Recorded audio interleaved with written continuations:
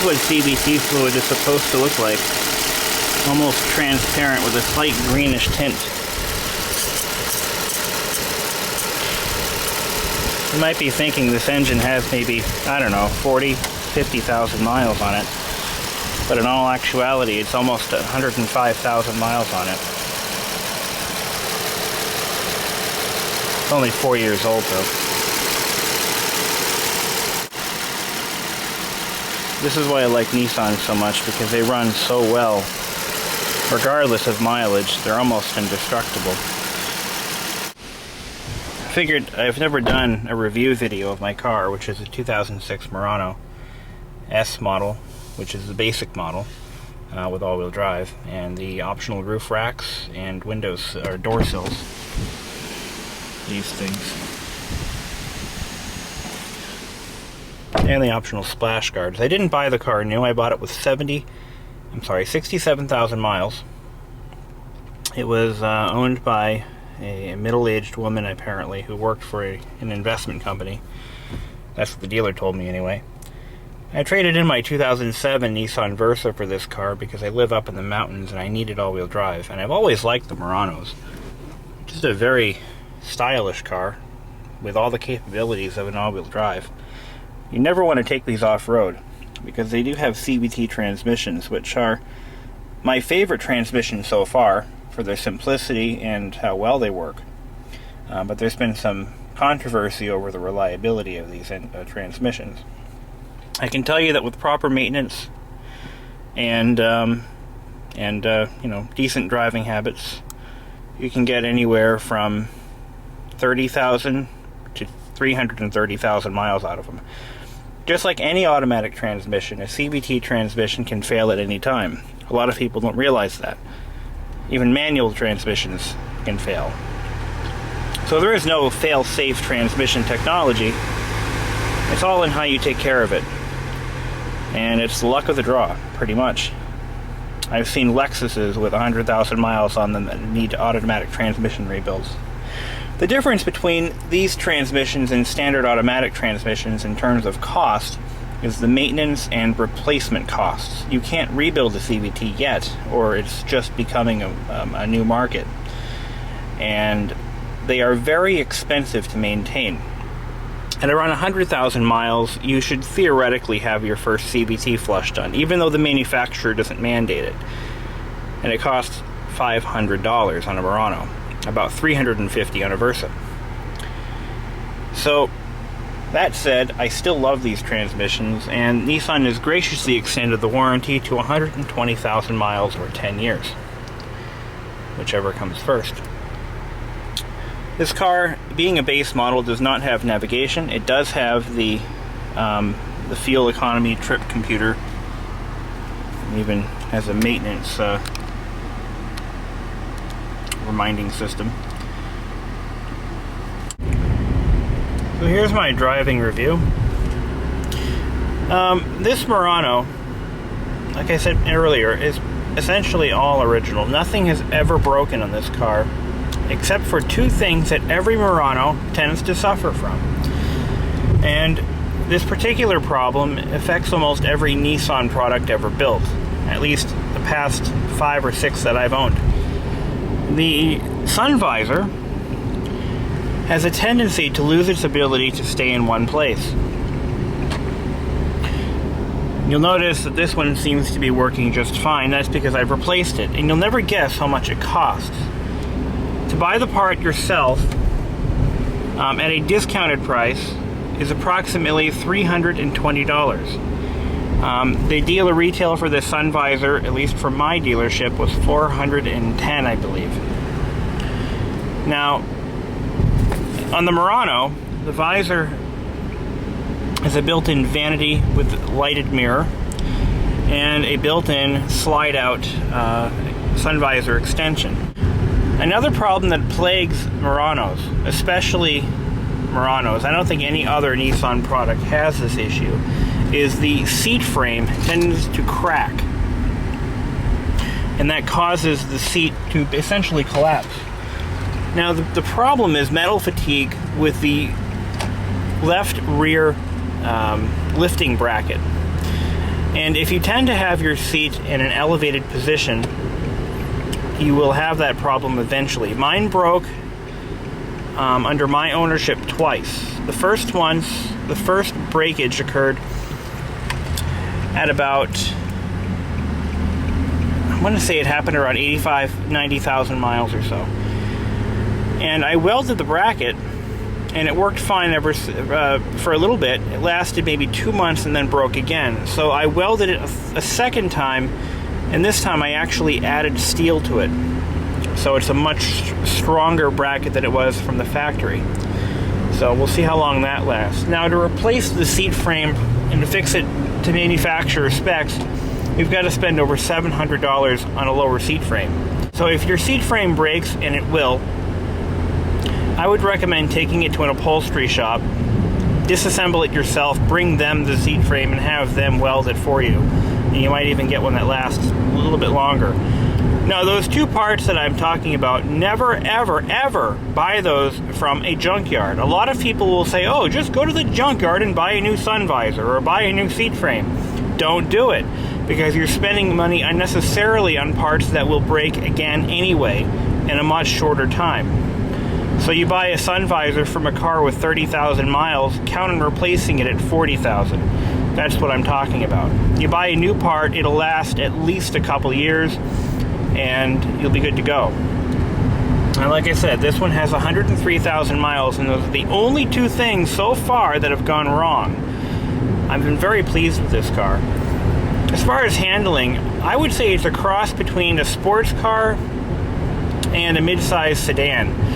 It really handles very well, especially in the back roads that I drive on, which are very twisty and very hilly, which is why having a V6 engine is a definite plus. For acceleration, I know when this car first came out back in 2003, the acceleration was the best for any SUV in its class, and along with handling. For off-road capabilities, I would not count on using it for more than snowy roads, because the drivetrain in this car, as nice and well engineered as it is not the most durable drivetrain. Being a CVT transmission, they do have mechanical limitations, and they will wear out faster if you take them off-road and stress them. The transfer case is merely an electronic coupler that was never designed to be used off-road. You can handle it, and I've seen some videos of off-roading Muranos, but there have been some instances with earlier models, like the 03s and 04s, where the transfer case would split apart if it was driven off-road. For the same reason you wouldn't take a Subaru off-road. It doesn't make it junk, it just means it's not designed to be used that way.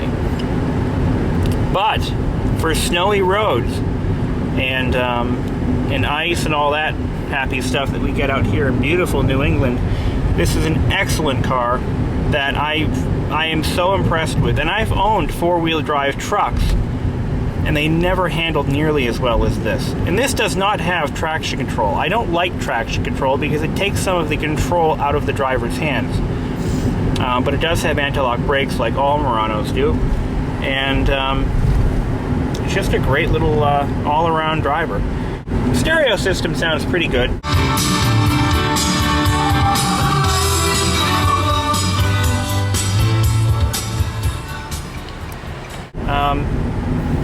This, being an S model, an 06 S model, does not have the 6-speaker system, but it still sounds pretty nice. And by 6-speaker, I mean they have a tweeter option in the A-pillars. My Versa actually had a better sounding stereo than this did. That had the 6 CD option with auxiliary input.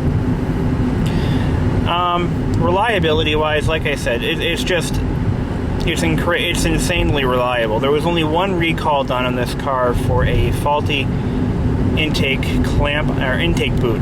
The rubber would degrade and cause a vacuum leak. That's since been fixed. It was never really a problem on this car, but it was recalled, so I had it taken care of. The interior fit and finish is absolutely superb. I've driven Audis and Volkswagens that weren't this nice. As far as the the quietness and the durability of the interior. It doesn't have that cheap feel. Road noise is a bit of a problem with this car. It is unusually loud. You would expect it to be quieter, but given the type of tire that they chose to put on these, and the size of the wheel, and the lack of insulation in the wheel wells, road noise will be a problem with this car. In fact, I haven't driven a modern car that didn't have a lot of road noise. And I've driven a lot of modern cars. The only ones that seem to be quiet are Buicks. That said, the automatic climate control is fairly decent. It's been very reliable. I haven't had any problems. It does have a split heating and cooling system, so you could actually heat up the driver and freeze the passenger if you want to, and I've done that and it works. I experimented with my grandfather because he's kind of cold-blooded, not like a killer or anything, but he's always cold, so I cranked up the heat on his side and I turned the AC on in mine, and it was just fine. As far as amenities go, it really depends on which model you buy. This doesn't have a sunroof, and it doesn't have the automatic wipers and automatic speed-controlled volume and all that stuff, or speed-controlled headlights. It doesn't have the HID headlights, which are optional on the SL model. They're standard on the SL model, actually. It doesn't have the chrome rocker panel molding that the SL has either. But all in all, I love this little Murano. I bought it with 67,000. It's now 103.2, and you know, I've made better choices, but I'm very happy with this one. It does have a lighted glove box. It does have a locking glove box. I've never used it, but it has it. A lot of nice little touches, like a steering wheel mounted volume controls, which used to be only standard on the SLs, but in 06 the S got a few little upgrades, like the this color display window, and which used to be only available on vehicles that were equipped with rear view camera and navigation.